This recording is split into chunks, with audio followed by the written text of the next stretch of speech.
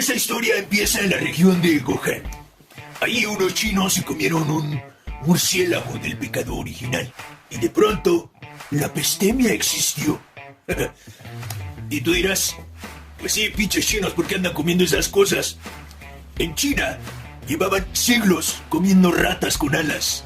Así como en México llevamos más de 400 años comiendo puerco. Hasta que de pronto, en 2009...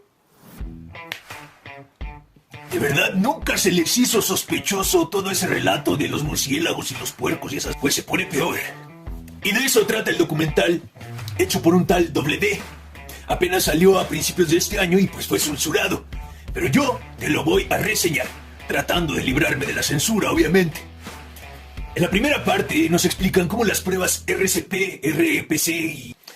esos pinches cotonetitos que te metían en la nariz hasta la glándula pineal y a algunas personas hasta sangre les salía. Pues bien, esas cositas resulta que, según su propio inventor, esos cotonetes no sirven para detectar el bicho. Pueden detectar residuos de cualquier cosa que el aplicador determine.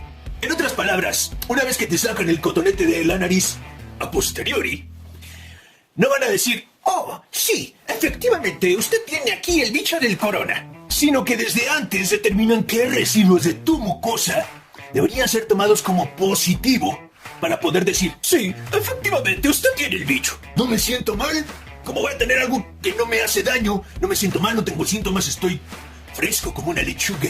Siéntese y cállese. Yo soy autoridad y no cuestione a la sacrosanta OMS. Usted es un contagiador y si no muere, nos va a matar a todos. ¡Ah! ¡Miedo mil!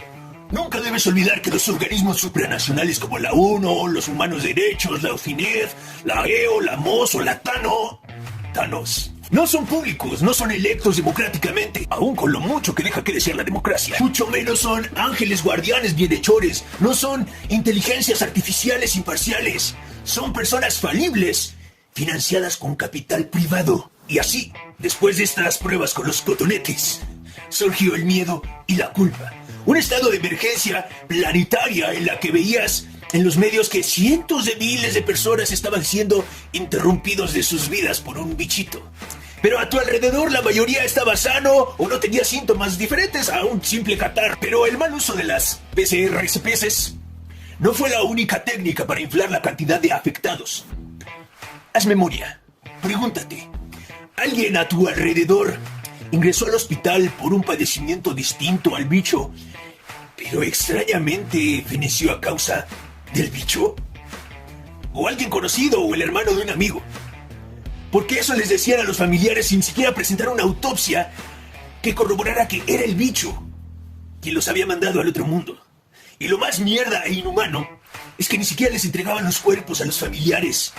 Sí, amigos, quemaban la evidencia de su mentira, de su crimen, de su estafa. Y aquí, si alguien cercano a ti perdió la vida por este bicho, te pido disculpas. Lo que busco aquí no es minimizar su pérdida. Pero la cantidad de decesos no se corresponde con el alarmismo y el pánico vividos en estos casi 3 años. Y aún contando los finados por causas distintas al bicho, pero usados para inflar la cifra, no llegó ni siquiera al 0.1% de la población mundial en 2020, por ejemplo. Y hagamos un recuento.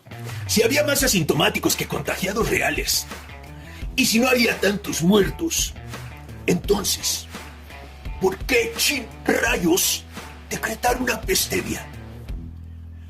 Si aún eres de los que cree que no tiene nada de malo que te quieran imponer el todes, el unidoas, personas gestantes, infancias, ¿por qué no dicen infancias?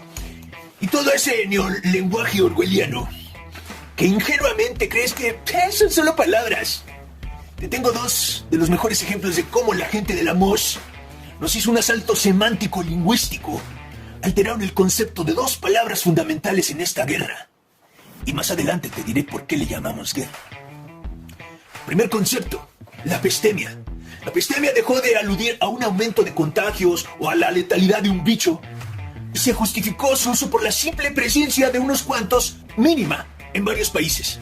Entonces nos metieron en un estado de emergencia que solo podía tener una solución de emergencia.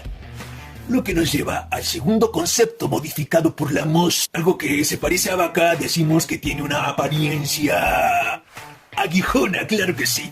Desde el principio sabíamos que estas aguijunas no cumplirían los objetivos de una aguijuna convencional. Y nunca se nos ocultó. No se nos ocultó que no prevenía el bicho, que no era un tratamiento y que no generaba inmunidad. Entonces, ¿por qué nos aguijunearon? Para no contagiar. Se nos dijo hasta el cansancio. Y oh sorpresa, Israel, el país más aguijuneado, en poco tiempo tuvo más contagios que el país menos aguijuneados, que fue Bielorrusia. Lo que no se nos dijo fueron dos cosas. Bueno, la primera tardó en decírsenos, y fue que estas vacunas eran de ARN mensajero. En la segunda parte de esta reseña verás la implicación de un ARN mensajero. Otra cosa que no se nos dijo, y esto no es ningún secreto, están los datos en internet, es que los gobiernos tenían contratos con las farmacéuticas en los que estas farmacéuticas, estas empresas, nos hacían responsables de los efectos secundarios. ¿Cómo sabían que iba a haber efectos secundarios? Porque no estaban testadas. Porque una aguijuna tiene que testarse durante 3 años y esa salió al vapor. Y vaya que hubo efectos secundarios. Casi todos los vimos. Y si no, te invito a buscar un grupo de Telegram que se llama Afectados por las...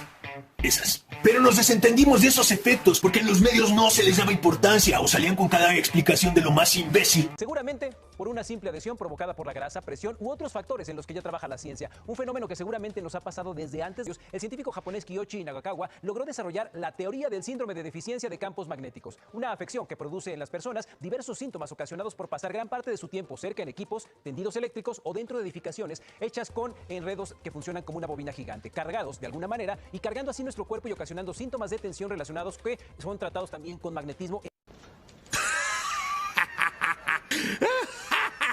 Claro, si a mí todo el tiempo se me pegaban las cucharas antes de la aguijunación. No sé qué nos sorprende, siempre se nos pegan las cucharas.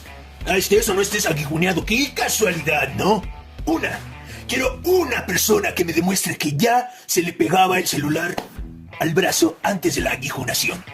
Una nada más. Y ahora te pregunto, si tú sabías que no prevenía, que no era un tratamiento, que no te volvería inmune, si viste los efectos secundarios, si viste que los primeros aguijuneados seguían contagiando y contagiándose, peor aún, si viste que después de las primeras aguijunas, convenientemente empezaron a surgir las variantes en gente aguijuneada. Incluso tal vez viste el video de Mark Zuckerberg, en el que él desconfiaba de ellas. Por cierto, ¿te has puesto a pensar en que algo tienen en común las aguijunas, las redes sociales y las drogas?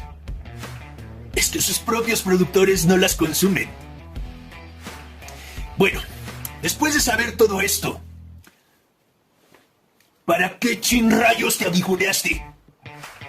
O tal vez la pregunta correcta no sea ¿para qué?, sino ¿por qué lo hiciste? Y contestaré por ti. ¿Cuál es el parásito más resistente? Una idea, resistente y contagiosa. Una vez que una idea se ha apoderado del cerebro, es casi imposible erradicarla. Una idea bien formada, bien entendida que se queda ahí, en alguna parte de la mente. Durante al menos todo 2020, tu cerebro fue bombardeado por la idea del miedo. Día y noche, 24/7, influencers, noticias, políticos y pseudoartistas panfletarios. Y el miedo se transformó en pánico, porque el simple miedo te haría desconfiar. En cambio, el pánico te paralizó, hizo que te sometieras, que sintieras vergüenzas de cometer la herejía de desconfiar en la sacrosanta, que te hicieras partícipe del linchamiento mediático de Novak Djokovic, que le llames antiaguijunas a quien solo se oponía a esto, que no era estrictamente una aguijuna. Te llevó a ser indiferente y nulamente empático ante los campos de concentración en Australia, a criticar y prohibir el uso de ivermectina y acitromicina como tratamiento, aún ante la evidencia de haberle funcionado a tu vecino, a tu familiar, a tu amigo, a ti mismo. Inicialmente creímos que esto solo se trataba de un negocio de las farmacéuticas, pero si ese era el caso, surgen varias interrogantes. ¿Por qué, en lugar de venderte aguijunes que no servían para ni madre, por qué esas farmacéuticas no mejor se dedicaron a producir ivermectina al por mayor, que sí sirve? Y para prueba podemos ver que en un año duplicó su precio, y eso antes de la inflación provocada por la guerra. ¿Por qué necesariamente fueron los gobiernos quienes proveían las aguijonas? Aquí la cosa empieza a ponerse más turbia y conspiranoica. Algunos decían que era un simulacro de control para ver qué tanto estábamos dispuestos a ceder nuestra libertad, a dejar que te metieran porquerías por la nariz, a que cerraras los ojos ante la evidencia empírica e hicieras un salto de fe confiando ciegamente en lo que te estaban aguijoneando. Te agradezco encarecidamente si llegaste hasta este punto del video. Viene la segunda parte, pero te advierto que la cosa se pone muy paranoica. Parece un relato de ciencia ficción. Los expedientes secretos X se quedan cortos, pero trataremos de desmenuzarlo críticamente. Aún así no te culparé si piensas que todo esto es una estupidez o un cuento chino. Un cuento chino. Pero me gustaría saber tu opinión en los comentarios. Saludos y hasta la próxima.